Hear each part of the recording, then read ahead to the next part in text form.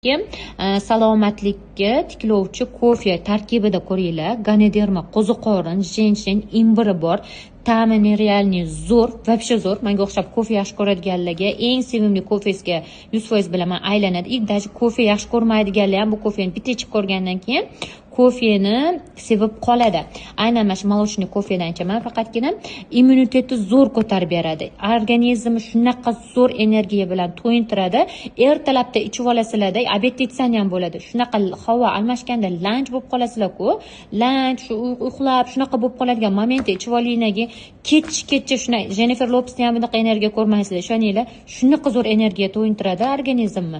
Quvvat oshiradi, energiya beradi, immunitetni zo'r ko'tarib beradi. Mana Ganoderma qo'ziqorin deb turib internetga yozib ko'ringlar, qanaqa xususiyatlari borligi haqida batafsil sizlar tushunchaga ega bo'lasizlar. Chunki bu eng qimmatbaho, eng foydali qo'ziqorin hisoblanadi. Organizmda kollagen vazifasini ham beradi. Chunki kojani yoshartirish xususiyatlari bor.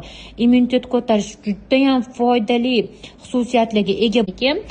Salomatlikka tiklovchi kofe tarkibida ko'ringlar. Ganoderma, qo'ziqorin, jenshen, imbiri bor.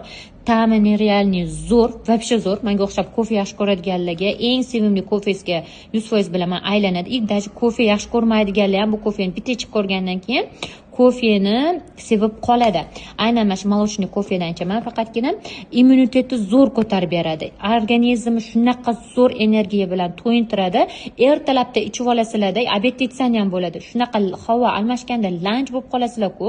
Lanch, uxlab shunaqa bo'lib qoladigan momentda ichib olinglarki, kechgacha shunday Jennifer Lopesni ham bunaqa energiya ko'rmaysizlar. Ishoninglar, shunaqa zo'r energiya to'yintiradi organizmni. Quvvat oshiradi, energiya beradi, immunitetni zo'r ko'tarib beradi. Mana Ganoderma qo'ziqorin deb turib internetga yozib ko'ringlar, qanaqa xususiyatlari borligi haqida batafsil sizlar tushunchaga ega bo'lasizlar.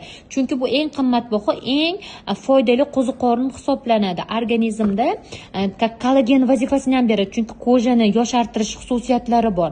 Immunitet ko'tarish juda ham foydali xususiyat